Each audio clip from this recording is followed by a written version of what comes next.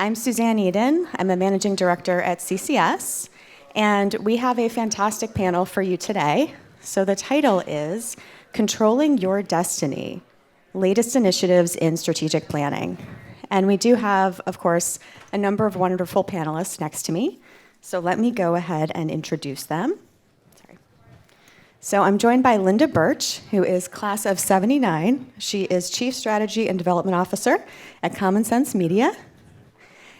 Next to her, we have Mike Soto-Class, who is class of 91 and president of the Center for a New Economy. And then to his left, we have Maritza Guzmán, who is class of 87, senior consultant, TCC Group. So welcome, everyone, please.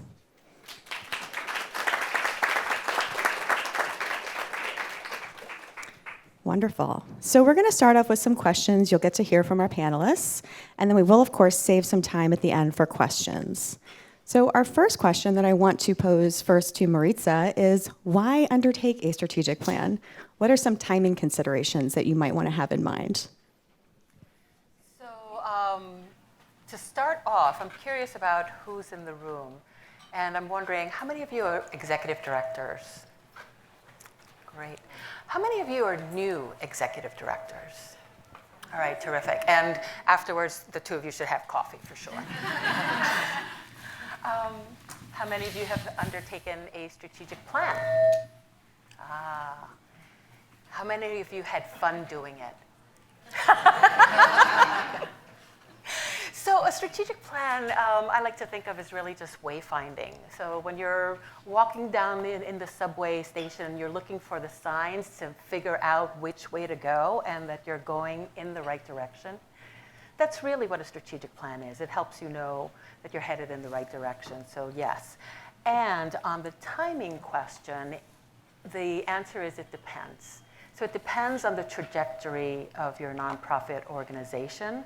I've served on several boards and obviously worked with a number of nonprofits, and one of the things that I've seen is that a nonprofit at the early part of its evolution, if you will, sometimes needs to build the building blocks: finance, HR, legal, organizational culture, before jumping to the strategic planning process.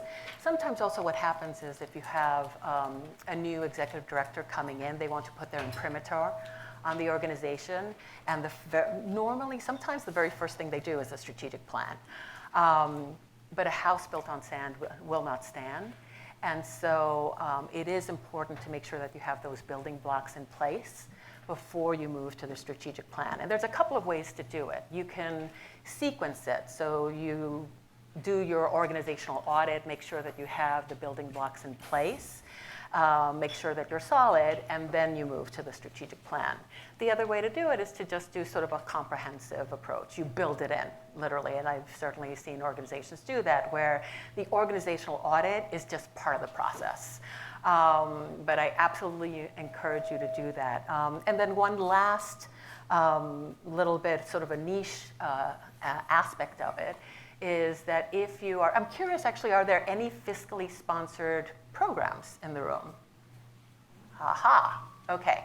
So for those who, so a fiscally sponsored project is basically an organization that does not yet have their 501c3, and so they're usually operating under the nonprofit umbrella of somebody else.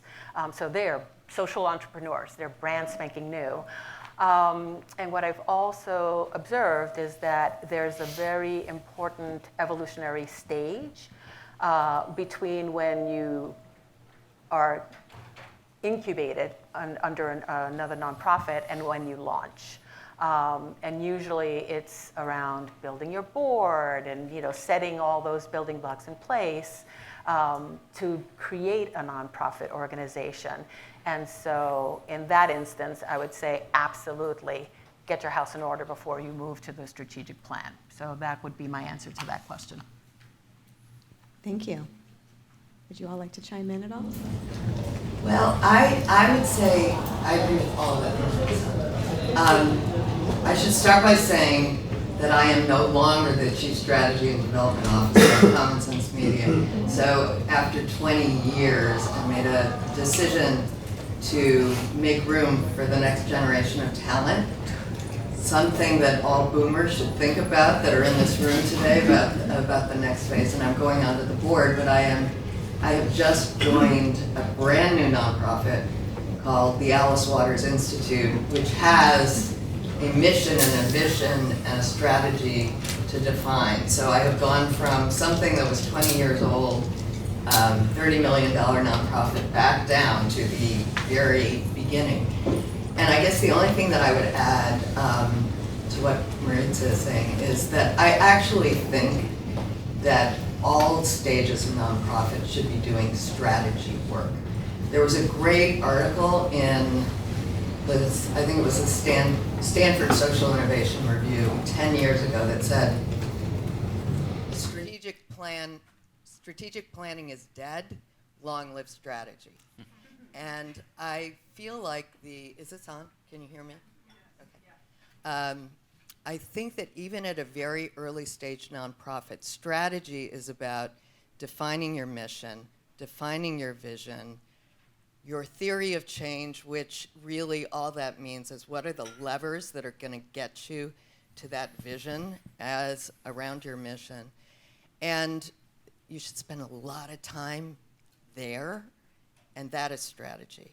And then as you grow, there are different elements of strategy that need to take over. So in that adolescent phase of being a nonprofit, it's more about a 3-year strategic plan where you are looking at how you are defining strategic goals and getting to them in an efficient way and making sure the whole organization understands it. And when you become a mature nonprofit, or more mature, as we have been at Common Sense Media, you begin to think deeply about how do you make this sustainable. We want this institution to exist into the future forever. And, those questions are different questions. They're less about scale.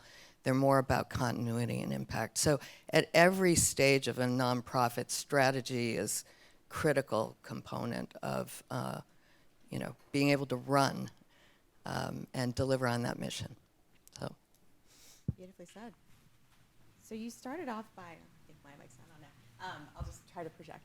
So you started us off a little bit, Linda, by talking about the hallmarks of a successful strategic plan with some of what you were just commenting on. Would you care to add anything else? And Mike, I know you've also been at a number of organizations that have been from startup to mature. Would love to hear other thoughts about what you think goes into a successful plan. So maybe I'll say a couple of things. A couple of disclosures first. One, I'm not a strategic planning expert. I made that clear to the planning committee, but they put me up here anyway. But I have gone through several plans in my own organization and in several other organizations that I am either on the board or participate. So I know a lot about them.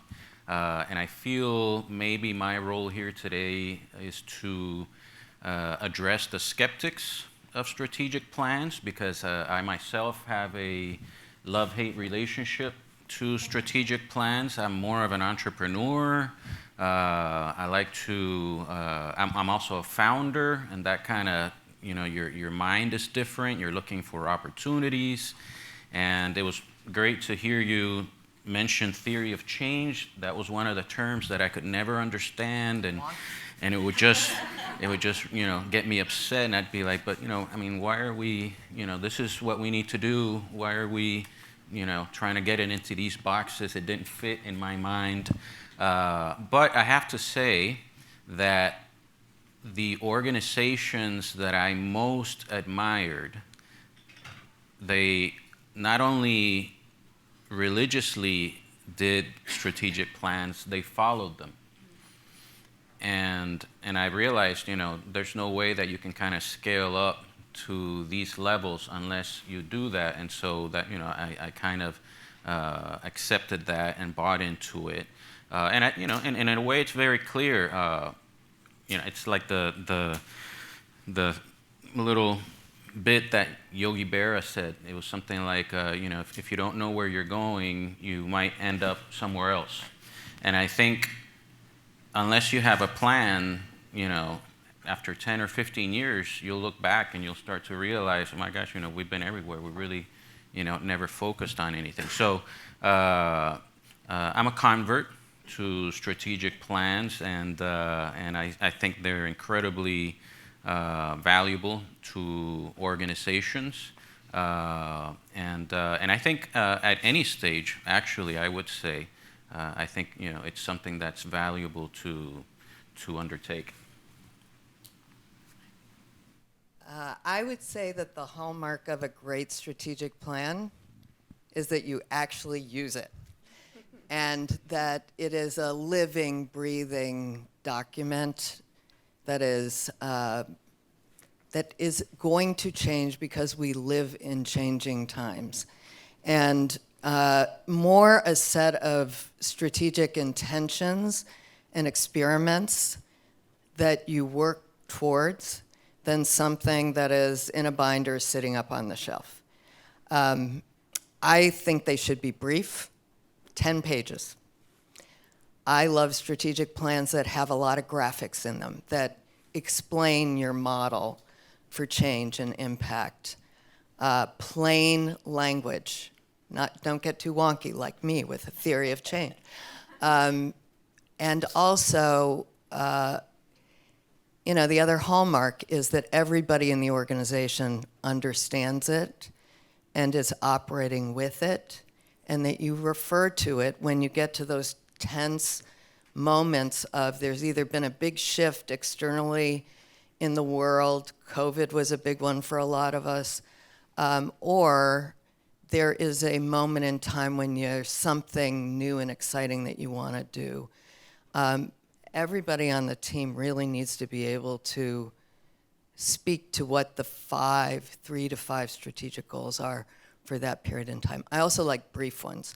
Common Sense Media was a nonprofit that operated the mission was all about helping kids navigate an ever-evolving digital world in safe, healthy, and ethical ways. And that meant every 6 months there was a new digital world. So brief, both in terms of length and in terms of duration, I think helps you have something that's really usable for direction. Thank you. Well said. I wanted to follow up on something that you were just alluding to, Linda, and think about how can you make a plan that is flexible and somewhat evergreen?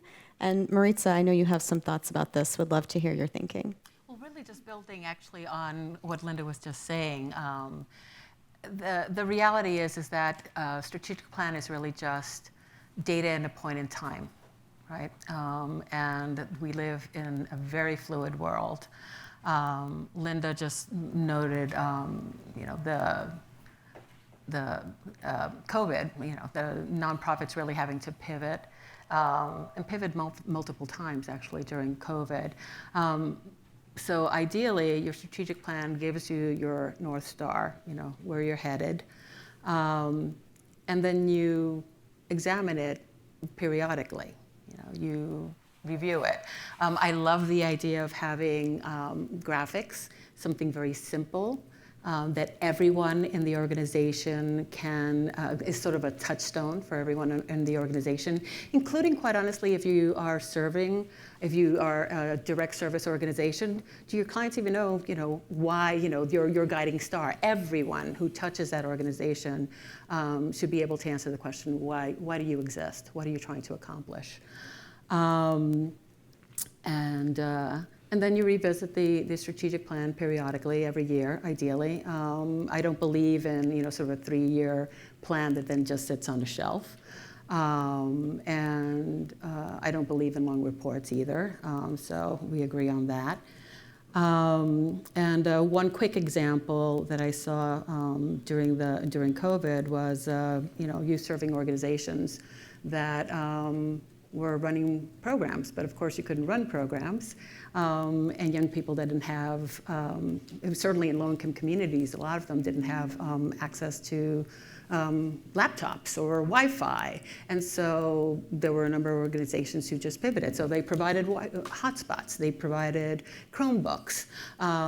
But the goal, the North Star, was still the same, was still academic achievement for low-income kids. So they were achieving their mission, just in a very different way. So a strategic plan ideally is a little like a rubber band. I mean, it provides some structure, but it's also flexible. Love that. I wanted to pick up on the thread you were just putting down, Maritza, about pivoting. And when do you pivot? I would love to hear some stories from our panelists, perhaps. I mean, I know there's external events like COVID. There's been many previous external events that we've all lived through. But would love to hear when you did have to make a change because either what you were doing wasn't working or because you're forced to. I mean, our organization has been through a couple, and it's, I remember Mike Tyson and Tony Soprano, they both would say something along these lines. Everybody has a plan until you get punched in the mouth. And we've had a couple of the punch in the mouth situations where, you know, all of a sudden you have to do something different. The pandemic was one, obviously, but in Puerto Rico we also had Hurricane Maria, which just completely, I should have said my organization, I work at a think tank in Puerto Rico. We do research and policy for economic development. So obviously, you know, when Maria came and wiped out the grid, there were no communications, there's no power. There was nothing, you know, your organization is useless immediately. And, you know, the fantastic strategic plan with the theory of change and the beautiful graphs and graphics, you know, is no longer relevant. So I do believe that strategic plans cannot be a straitjacket. And I don't think you need them. You should be able to pivot even without a huge situation like a pandemic or a hurricane. I mean, there are other smaller events that can occur. But I feel, you know, it's very important that you have kind of like that balance between following it, but also being open to new opportunities. That doesn't have to, you know, it doesn't have to be a disaster that kind of makes you pivot. Maybe there's a new opportunity that comes up. And I think, you know, I've been through several strategic plans which I thought were very good. And speaking of the hallmarks of what makes a good one is when it has that ability to kind of pivot built in to the plan in different ways. And again, I'm not an expert about how to do that, but I do think it's important for young and mature organizations to be completely able to switch and do different things and not be held down by the plan. Yeah, COVID was interesting for Common Sense Media because if you were a direct service organization doing, let's say, Recess, like Playworks, some of you, a nonprofit that I really had a tremendous amount of respect for, it changed your whole model. You could not operate that way. Common Sense was all about kind of the digital world. And so for us, what happened was kind of the opposite. It was like, okay, we got to act on steroids now because 65 million kids have now overnight gone online to learn. And how are we going to serve them? And the school districts were struggling and scrambling. They didn't have the resources to do it. And so we had an idea that maybe we could create a collaborative of education publishers that were nonprofits and that were for-profits and pull together something that was a new learning platform for kids at home. And we decided to do it. It was very bold, and we decided to do it, and it was called Wide Open School. And for me, as the chief strategist in the organization, I was like, okay, this is going to be a fabulous pandemic response, but I don't know if there will be a there 5 years from now when we come out of this. And because we had to move fast, we made a decision to put it on a different kind of platform that wasn't integrated into our branding. It was a very bold move. It worked really well, and it worked for a period of 2 years. And then we had to unwind it.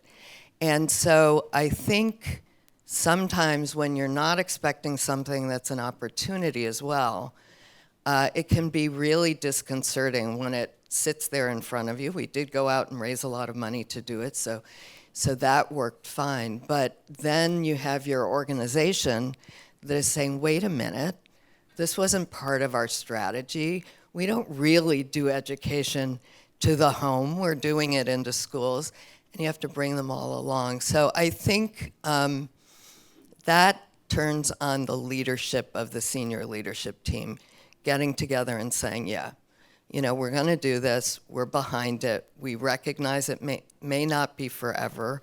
We recognize it may be disruptive, but it's needed right now. If I could just add one more. The flip side of that is also that it leads to innovation, so that your strategic plan leaves room for innovation, and so that if you do figure out a better mousetrap, you can then implement it going forward. Excellent points all around. Thank you.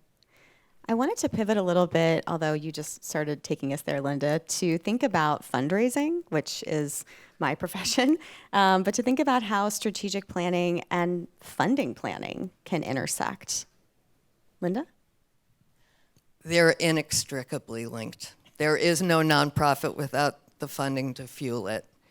And I think the earlier, as a executive director or a leader, you recognize that, the better you're going to be, for those of you who are new in the room. I have had a pretty unique title for a nonprofit, which was Chief Strategy and Development Officer.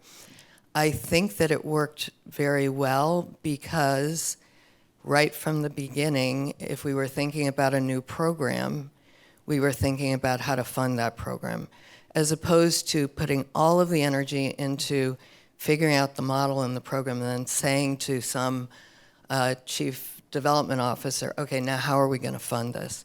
So I think that it has to be done jointly right from the beginning. And I'll give you an example of it, because in doing that, you may end up designing your strategy differently. So in 2006, Common Sense previously had only been kind of a nutritional labeling for media consumer platform that was a nonprofit, and we were an advocacy organization. And I said, I want to build a education division, because I believe that in schools, everybody is in school. There's always a new set of kindergarten parents and kindergarten kids. We could build a movement about healthy use of media. In order to do that, it was pretty novel. It didn't exist. We called it digital literacy and citizenship. And the board was very skeptical. There was only one board member out of 20 that told me it was a good idea. And they were skeptical because they said K-12 is tough to operate in. Nobody has enough time. There isn't enough money. You're not going to have an earned income sustainability model. And so right from the beginning, we began thinking about the funding model and identified 3 foundations that would do the initial anchor funding. But we had to think out into the future. And at that point, the board was right. There wasn't going to be a lot of money coming from schools. It wasn't going to be coming from schools. And so I said to the board, okay, 85% philanthropy, 15% earned revenue that might come from teacher training or licensing, what we were doing. The ability to do that right up front and be honest about it And then to say there are 3 foundations who believe in this, and I believe there will be more over time, is what sustained it and made it. There are now, the program, there are 1.2 million teachers teaching it in 110,000 schools around the globe that believe in it. And we scaled the funding as we went along, and we grew. And if we hadn't thought about it right from the beginning, I probably would have been shut down. So I had you really do need to think about the sources of your funding as you're building new program. So I might push back on that a little bit. And again, maybe just because of the warped mind of the founder. I'm a co-founder too. I've always preferred to get to the aspirational idea without immediately thinking, as you're building that, well, how are we going to fund it? Because then you never kind of get to the aspirational big idea. And again, I'm not an expert, so maybe this is the wrong way to do it. But again, I'm here as an advocate for the skeptics. I feel it's easier to go from the great big idea and then kind of chip away at it once you start realizing, well, we won't be able to do this unless we have that. So I kind of prefer to do it that way rather than from the beginning, because I feel it's you never kind of get the big idea, and I feel that as somebody that has been kind of shaking their tin can for 25 years to fund my organization, big ideas are the ones that move people's hearts and souls. That's kind of I feel sometimes funders, and I think you were a funder at some point. So no offense, but you guys get jaded after a while, right? I mean, I always tell my friends who go work for foundations, I'm like, nobody's ever going to be honest with you again, But since actually I can add a third perspective. So I would say that it's not either or necessarily. So you can have a conversation with your funders about the big idea and engage them as partners, absolutely. And then it can get messy, no question, but it can also be a partnership that actually supports, and you don't have to, sort of compromise on your big idea from the outset. I agree with you, and I agree with you. Without a big idea, no, I do agree. Without a big idea that is compelling and that is going to change the world, and that you have some sense of how you're going to get there, even though you may not know all the steps, there is no funder that's going to get behind you. So the big idea comes first all the time, and the dream comes first. I think that what Maritza said is really important. Somebody once asked me, who should be part of your strategy? Who are the people that you involve? I actually think involving your funders in your strategy is one of the smartest things to do. Thinking of them as thought partners. Some of the best ideas in the work that I've done in nonprofit have been the give and take between a funder and us. And those, it's interesting. They're seeing a lot. Like in deal language, they have a lot of deal flow. They're seeing a lot of nonprofits. They're seeing a lot of different issues come forth from the people who really want to see change. And therefore, they're often very good thought partners as you're going about creating your strategic plan. And the best kind of compliment you can get is when one of those foundation heads calls you up and says, I'm thinking about a new portfolio, a new program. What do you think about it? So that give and take can go both ways over time. Well said. I'm curious about who to engage in the process, and Linda, you just started alluding to this. But I think about strategic plans that I've been involved with, where you have funders, you have your trustees, you have your staff, you might have an e-survey of the community. There's a lot of different folks that can be involved. So who would you all think is really important to involve that's maybe obvious or not so obvious? I always thought it was interesting in several of the plans that I went through with different resources or companies or people that did them for us. They would ask me for who were our detractors.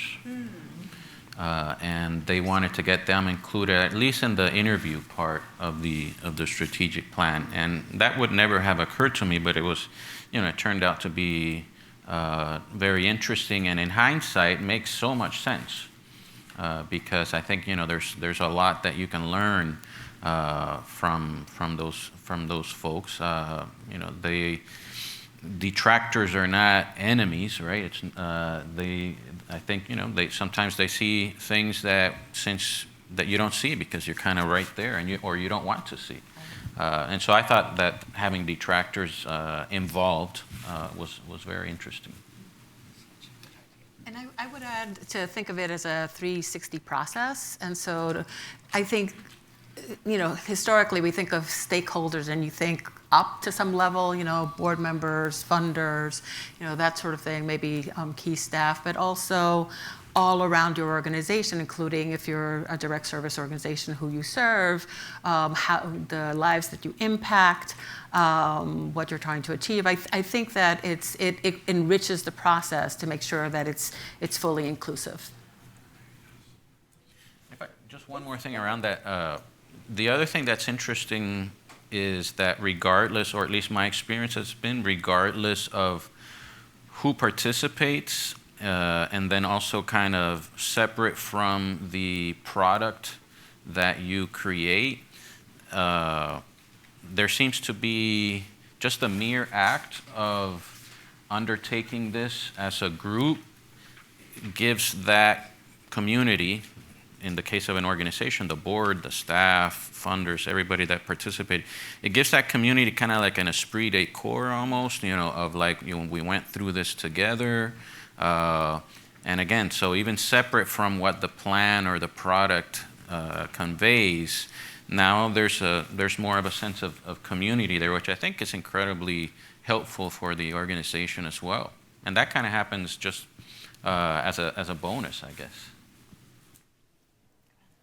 One idea that has kind of been reinforced over time for me is that, typically strategic planning is the leadership of the organization. I don't particularly believe in involving boards in a strategic plan they shouldn't drive them in any event. It should be driven by the organization and the leadership. But the challenge is always, how do you involve all of the team? Because they're messy processes. They can get kind of, we're going there now. Oh God, how's that going to affect what I'm working on? Mm-hmm. The place where I found it most energizing for the kind of the team, not the senior leadership, to be involved, is in the piece where you're really trying to look externally at what's happening in the environment and have younger staff who oftentimes are more cognizant of what's happening out there be involved in that process, in competitive landscaping, in anything that feels like the here and now of what have we missed over the past 3 years that has changed. And that is really energizing for the whole community to participate. And you can do it in all staff meetings, you can do it in little task forces, but it, where are we today? What's happening next? Therefore, where should we go? Is a way to get people all involved. It's a brilliant idea. I want to use that. I wanted to talk a little bit, so you just mentioned trustee involvement, And I cannot remember who to attribute this to, but I was told once that trustees should be thinking of having their eyeballs in but their fingers out of the undertaking and the day-to-day work of an organization. So I'm just curious if you all have thoughts about how do you involve trustees in the process, knowing that their buy-in is really important, but we might not necessarily want them driving the strategy in a wholesale way. I think any good strategic planner is able to do that. I mean, at least the ones that I have worked with. I mean, I think if they don't get that, you probably have the wrong person, right? Because it's very obvious, and it also depends on the organization. So my organization, there were about 30 employees the last time we did our strategic plans, but I'm also on the board of a school, and there are 800 families in the school and maybe 300 staff, and so that's a whole other kind of group to deal with. So it really depends on what kind of organization you're in or you're working with in terms of how you include different people. But your point on the board is completely true, and this may not be completely on point for this panel, but especially in smaller organizations, you have that's a huge problem of the board sometimes overstepping, and so you need a strong professional staff to push back on that, because really, I agree, the drivers should be the professional staff of the organization, not the board. I would just add that that's an instance where sometimes it's helpful to have a third party, a neutral entity that can ask those questions, engage your board, but it's not the staff. And I think, with any board, they have a fiduciary responsibility. They do have a kind of strategy input responsibility, and then they, have the job of hiring and firing EDs. I think that doing surveys with boards at the beginning of a strategic planning process, 3 questions you want them to think about where they think the organization should go, and distilling that often is helpful. I think at times having a steering committee can help, a couple people who are usually they need to bring something to the table, whether it's marketing expertise or whatever it is. And then, a process by which you check in and you kind of outline your strategic outline, but making it really clear that it is the professional staff driving this and coming forth with their recommendation. Maybe we should have said this at the beginning, but when I'm talking about a strategic plan and a strategic planning process, we've always hired an outside professional to come do it. I know there are organizations that kind of do it themselves. So again, to be controversial, I would never have an organization, I would never suggest that you do your own strategic plan. In fact, I always recommend that organizations hire the best strategic planning firm that they can afford. And to have it be a group or an organization that will kind of push you up rather than, maybe a smaller, cheaper group that will then kind of keep you at the same level. I mean, I've always preferred to hire people that we can barely afford, but that are working with the kind of groups that I want to be like. And so they kind of push you up. So just a tip, it's get the best resource that you can afford, and it's well worth the investment. I mean, there are so many other things that we sometimes invest in that have not nearly the return on investment that a strategic plan has. That I really recommend getting the best that you can. I was going to ask as a follow-up to that, Mike, and I really appreciate that perspective, especially as a consultant, but I'm curious, are there instances, Linda, Maritza, where you would advise doing it in-house, or would you advise, bringing in outside guidance? I'm with Mike on this one, to get the best help that you can afford, because the other thing is sometimes you don't know what you don't know.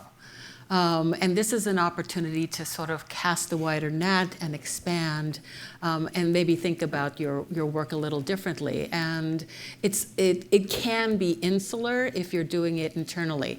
That said, if you're a small organization, to have some level of strategic conversation internally is better than absolutely nothing. But if you can afford to get an outside person, I would highly encourage that. I think what's important is that before you hire an external consultant, and we have used them a lot in all of the organizations that I've been in. One tip, if you can ever get a Bain or McKinsey or Bridgespan person on your board, that's a good thing to do. You sometimes can get pro bono services. But I also think that the organization has to do its work first before you invite in the strategic planning organization. You have to be able to identify, what are the big issues for you right here and now.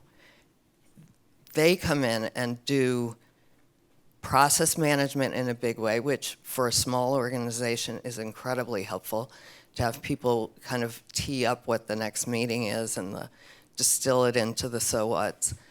And I think they also, as Mike and Maritza are saying, they push you.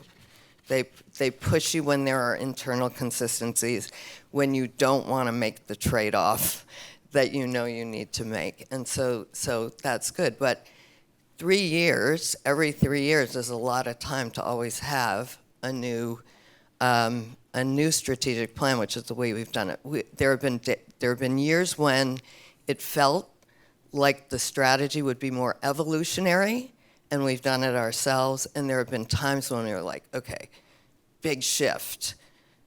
Regenerative AI, ChatGPT, oh God, sea change. And it's been imperative to have somebody come in. Thank you for that. I was curious if you all have thoughts that you could share about how you make a sticky plan. Like, how do you instill buy-in from folks at your organization and keep them bought in over that 3-year time frame or whatever it might be for the plan? I have no tips on that. It's incredibly difficult. It's so easy to forget the plan. So I have no advice. Maybe you guys can give me some advice. I think you already offered advice when you talked about it as a team-building exercise, when you talked about it as a shared engagement and shared enterprise. I mean, I think that it starts really, as for any parents in the room, it's like, start how you want to finish. It's good advice. So you start how you want to finish. You engage the people that you want to be engaged all along, and you involve them in the process. You check in periodically because the world changes, and so it becomes a more something. It becomes something that you come back to over and over and over again, and I think that's part of the stickiness. I think the board is useful in this, actually, because they will remind you in board meetings, like, are you following up? Are you doing this? Because I think, when you're doing your everyday work, the stickiness is difficult. But, the board is more of a deliberative group that meets, every so often. So I think it's easier for them to kind of remind you also. And I think that when you have a 3-year strategic plan, to have your 1-year operating plan that nests into your 3-year strategic plan, by definition, makes it makes you come back to it at the beginning of every year. So every year you're thinking about your 2024 goals. Do they jive with your 3-year strategic plan?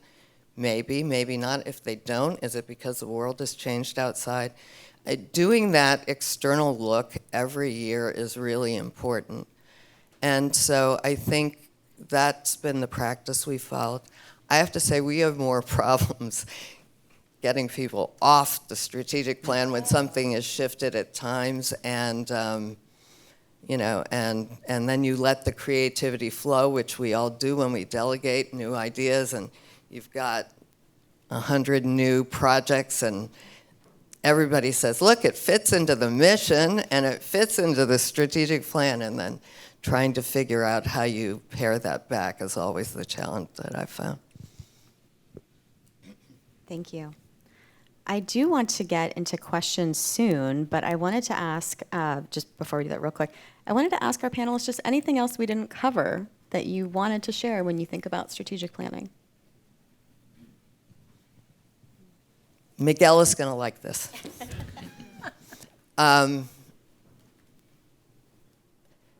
When you do strategic planning, the hardest part is visioning for the future. And I've seen people really struggle when they had a new idea, and they went and tested it by doing some market research, and it came back saying, maybe not such a great idea. If you're a founder of a nonprofit and you have a big dream and you have a vision of what could change, and your gut instinct says, go do it, you should go do it. Because it's really hard to evaluate a future that isn't here yet, and it's really hard to try to articulate how you're going to prove something you just feel in your gut. So that's sounding counter to everything I've said today, but I believe that as much as I believe anything else I've said. Our gut instincts about that's wrong, that needs to change, here's a way to do it. Yeah, I know it hasn't been done before. We can do it. Go with your gut. So that's my final. Vision is so important. Go ahead, Maritza. I would add, don't forget the joy, and don't forget the excitement. And that's a bit of a litmus test of your strategic plan. If you end the process and you're just exhausted and you're actually not excited about it, it's time to take stock. Because ideally, it should be energizing for the organization. And you should get up every day and think, okay, let's do this. So that's my final. I guess I would end by saying that I think you always overestimate what you can accomplish in a year, but you always underestimate what you can accomplish in 5 or 10 years. So, and strategic plans are a big part of that, because they're what kind of takes you there. There's been so many times when you have great plans and great ideas and they just don't happen. But then 5 or 10 years later, you look back and you're like, wow, I mean, we've actually done so much. I think it's something to keep in mind. It's like poetry for us to end our comments on. Would love to hear from folks in the audience, questions that you all have. Wow, so many questions. Do we need a mic, or should we probably just talk?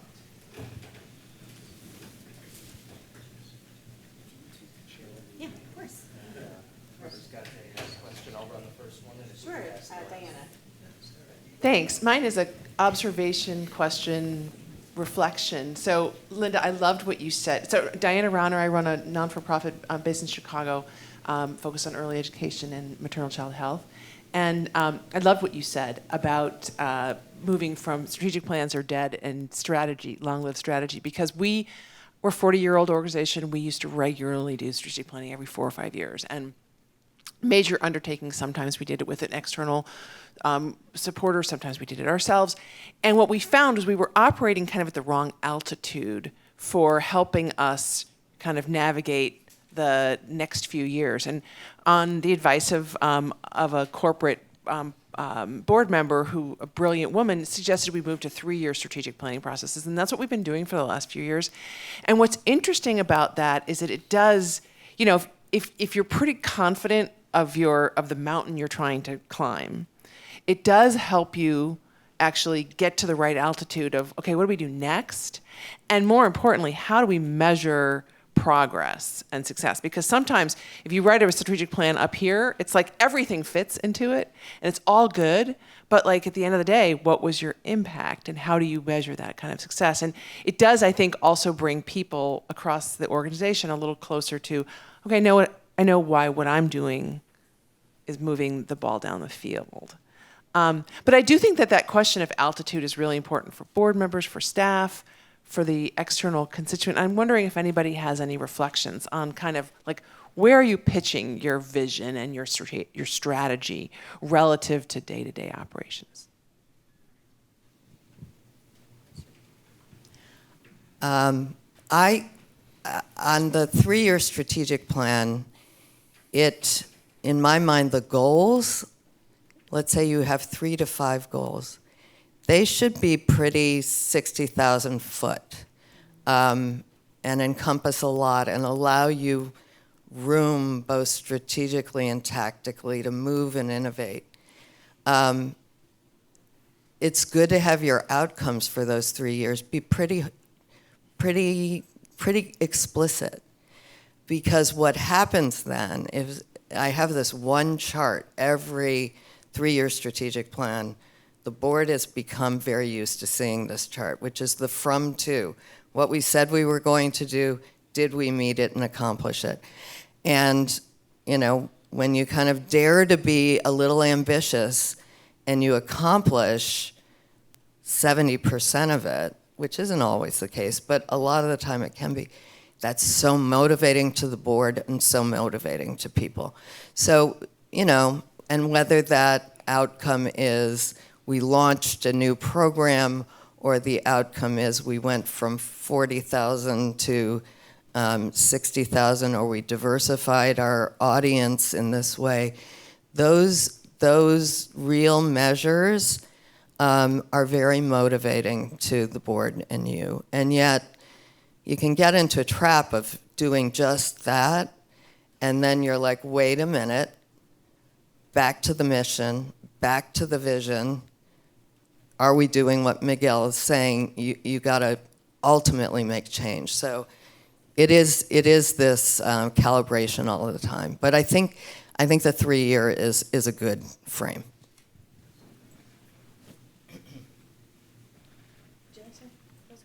We have so many questions. Okay, my question is about transparency. How, when, what do you share with which stakeholder about which purpose, and how do you make it transparent for all stakeholders? Well, I can kick us off. I mean, I think it begins with communication. Just having clear communication about why you're engaging in the process in the first place, and communicating the timeline when which entity will be engaged in the process as well. I'm a big believer in transparency, and don't hide the ball. And be open and honest about the timeline and when you'll get there, and then also share the results of the process. So if somebody is interviewed, maybe you don't share every last little bit, but report back that their input was useful, and that's also a way of engaging them going forward as well. So, when hiring a consultant, do you have a rule of thumb on how long it should take to actually pull together a strategic plan? I've been through strategic plans that were a weekend, and I've been through some that were like 3-month commitments. And I feel that although longer is not automatically better, the deep, longer plans that we did were obviously, much better products at the end. You have time to reach out to more stakeholders. You have time to come back to things. I mean, obviously, when I say 3 months, it wasn't, we did nothing for 3 months except that. I mean, it was, we kept our day jobs, but the consultant, would be working on this. And again, I'm not an expert, so I don't know if there's like a time frame that, oh, you know, it should be this, it should be that. But I guess my experience has been that the ones that were more deliberate, thoughtful, and took a little while longer were more valuable to us as an organization. And I would only add that it almost goes without saying, but I'll say it anyway. There are no cookie cutter plans. And so if a consultant comes with you with sort of like a preset process, run the other way.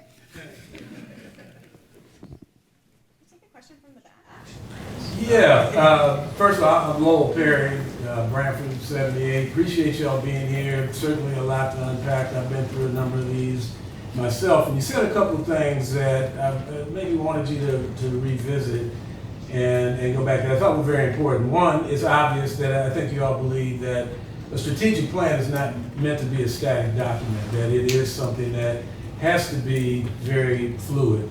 Also, I think Mike, I believe, mentioned the fact of having an outside consultant can be important, and I think more because you want to make sure that during the process that the team, the staff, and the board can actually participate and not also be trying to play dual roles. My question for you is, and you just alluded to it about running the other way.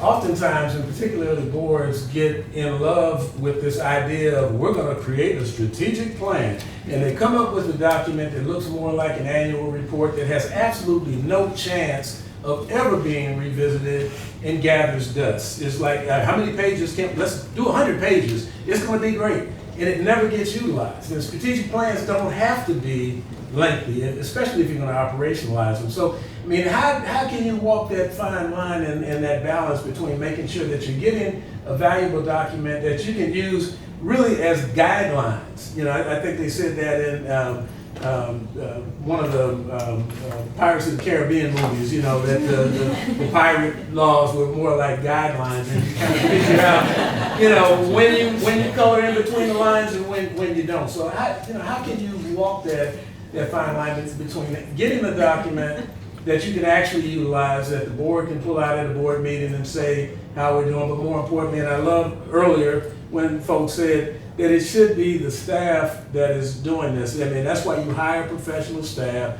It's not to play little Mr. Businessman or little Miss Businesswoman and let me see how I can run this organization that I really don't know a lot about because I'm a board member. I think that I often talk about strategic outlines rather than strategic plans. And 10 pages, 1 page on the external environment. You know, your goals up front. The financials have to be in the back. You know, I really think less is more so that you can use it for your own internal, everybody in the organizations that I've been in has a copy of the strategic plan, that 10-page thing. And many funders have asked for it, 10-page, that's about it. So I think that if you distill it down, it's your executive summary. I have never produced a glossy, beautiful book of a strategic plan. It's just a PowerPoint or a Google Doc or whatever it is, because you will change it, and you can change it. So in that sense, I think it also makes it less sacred. It makes it less intimidating to everybody. It's just a deck. So I feel I often talk about strategic outlines rather than strategic plans. I think Linda mentioned calibration. And I think, you know, that balancing act is what it's going to take over time. You know, I think strategic plans are at their core a thoughtful, deliberated, aspirational blueprint, collective blueprint. And it shouldn't be anything more than that. It should allow for that balancing of, you know, pivoting like we mentioned, or the market changing as Linda has mentioned. But it is going to take constant balancing and calibration of remembering and I think Maritza mentioned this, remembering that it's there and looking at it, and but then doing your day job. I mean, I think nothing could be worse than like carrying the strategic plan around on a daily basis, right? And being like, does this, are you, I don't know, it's not in the plan. Don't do that. So it can't be that, right? But it should be something that you look at every now and then and say, are we still building the house that we meant to build? Are we on the road, or at least on the way, in the direction that we decided that we wanted to go to? It's useful for that.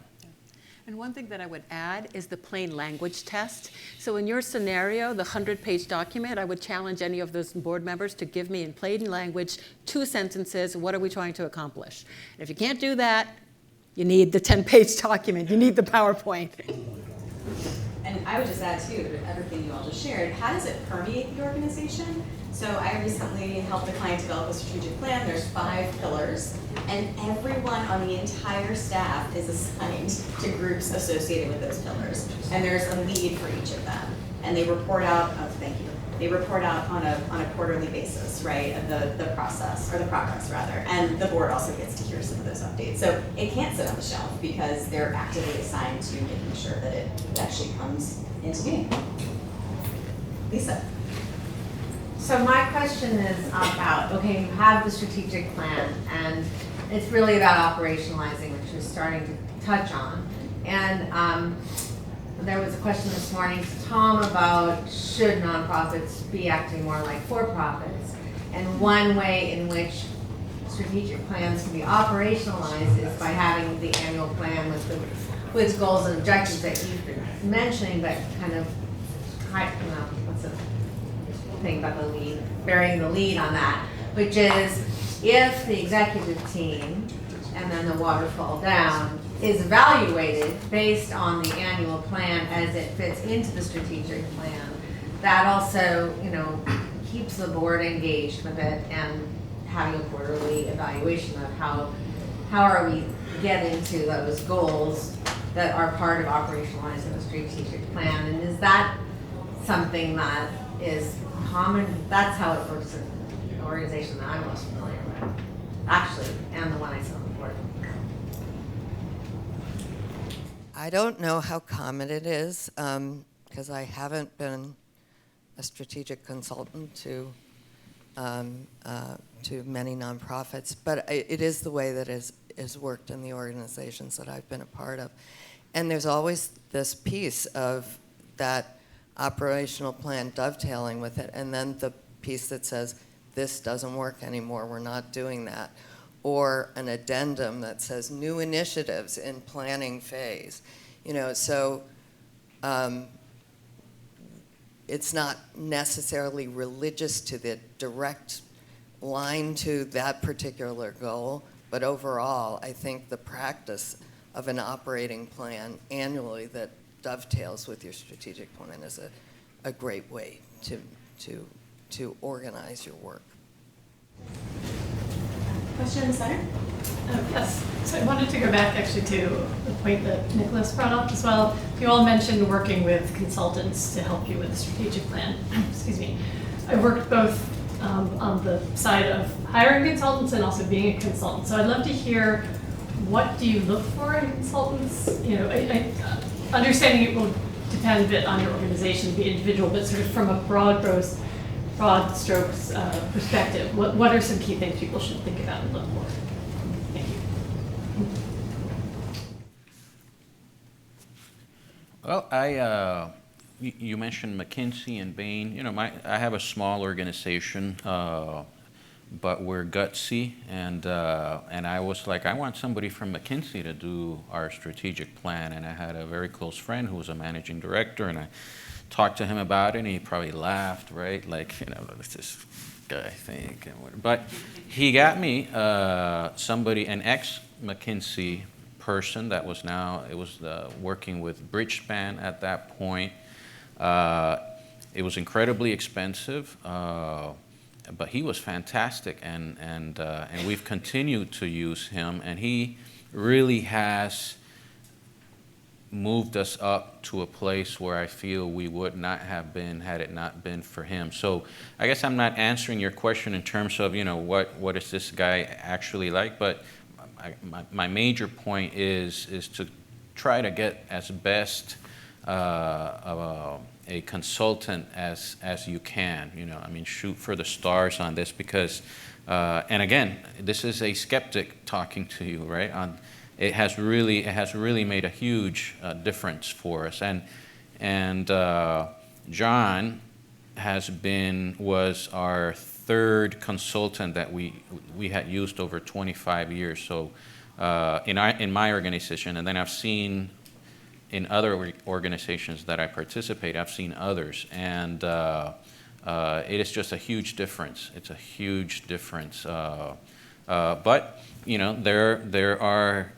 I don't want to discriminate against the sole practitioner either. That can also be fantastic. And I remember the one at the school where I'm at that was, maybe not like I'm describing John, but she was also extraordinary. So it's I don't know. I didn't answer your question really, and I'm sure Maritza and Linda can probably do a better job and say, look for these 3 things.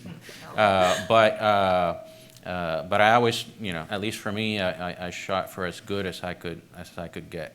So I would add to that. I would say it's like any other interview process, right? Are they listening? And you may want specialized expertise. So I sit on the board of a racial justice organization, and it was important that the consultant get the work before we engage them, because otherwise you're basically just talking past one another, and it's not a productive exchange. So those are the 2 big things that I would look for. I would absolutely talk to past clients and get references and see whether it is a cookie cutter approach or whether they were able to develop a process that was tailored to the organization and to the particular stakeholders that you want to engage. Question? Yes, I wanted to ask about scaling, because scalability is one of the factors that always comes up when people are discussing, the health of a nonprofit or the future of a nonprofit. But there's a part of me that believes in that more frequent touch points, for example, in serving students, will have a greater impact, a greater form of change than, say, leading a larger number of students but only once. But I feel like that kind of impact statement is harder to frame for funders and foundations. Everyone wants to see the numbers served going up in this, perfect kind of hill, rather than serving those, in my case, the students who we have, in deeper, more impactful ways. So are you asking how to make that case? Make that case in a strategic plan. We're not necessarily always looking to grow, but to deepen our programming. I would say that it goes to, that phrase, theory of change, right? It sounds like what you're essentially saying is that you go deep rather than broad, and that you have a very thoughtful reason for doing that. And it may be a question of connecting with the funders who understand that. I also think, there are a lot of ways you can scale. I've just joined a nonprofit where the founding idea of it, Alice Waters, doesn't believe in scale whatsoever. From one restaurant in Berkeley, California, because of the people that came through that one restaurant and went out into the world, a movement of farm to table and healthy, nutritious, delicious food happened.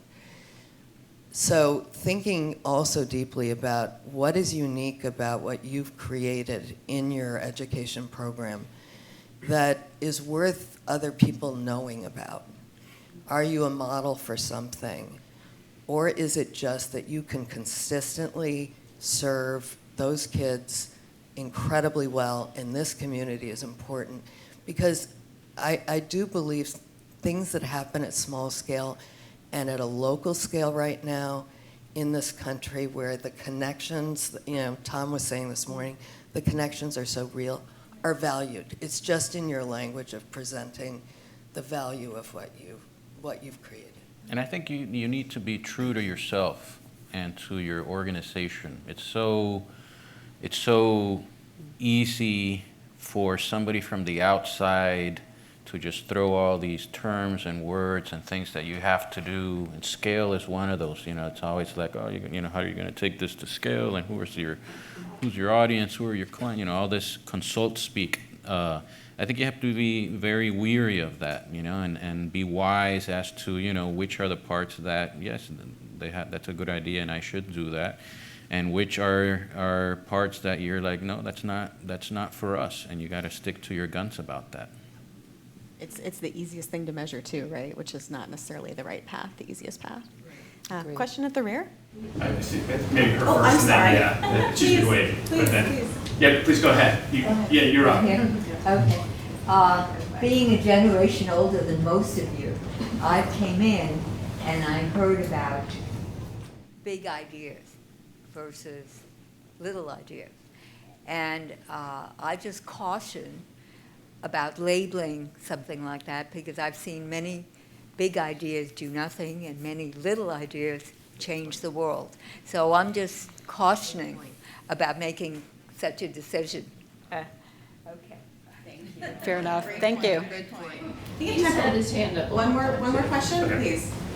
When doing a strategic plan, would you typically consider revising the mission statement, or is that something you see as more constant over time? I will say that every strategic plan that we've done, we ask ourselves, is the mission statement still working for us? At times it hasn't. I would say that for Common Sense Media, for 18 of 20 years, it was exactly right. But then it needed to be tweaked, because our mission did change a bit. We became more of an advocacy organization, and that became a bigger part of how we were making change. And it wasn't elevated enough in the mission statement. But by and large, if you've done your job right in defining your mission, it should work into the future. But I always ask every 3 years, is it still working? So real quick, talk about strategic plan, talk about operating plan. You didn't quite say it this way, but no money, no mission. So where does fundraising plan come in?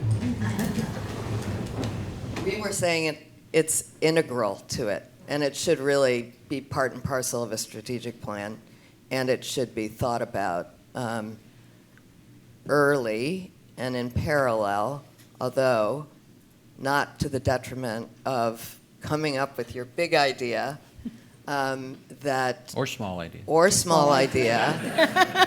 That sometimes needs room to develop, I think is the way to say it. And so if you can get, initial funding to get going, take it, and then see where it goes, and then keep trying to increase it, right? But it's integral. Well, thank you so much to all of our wonderful panelists.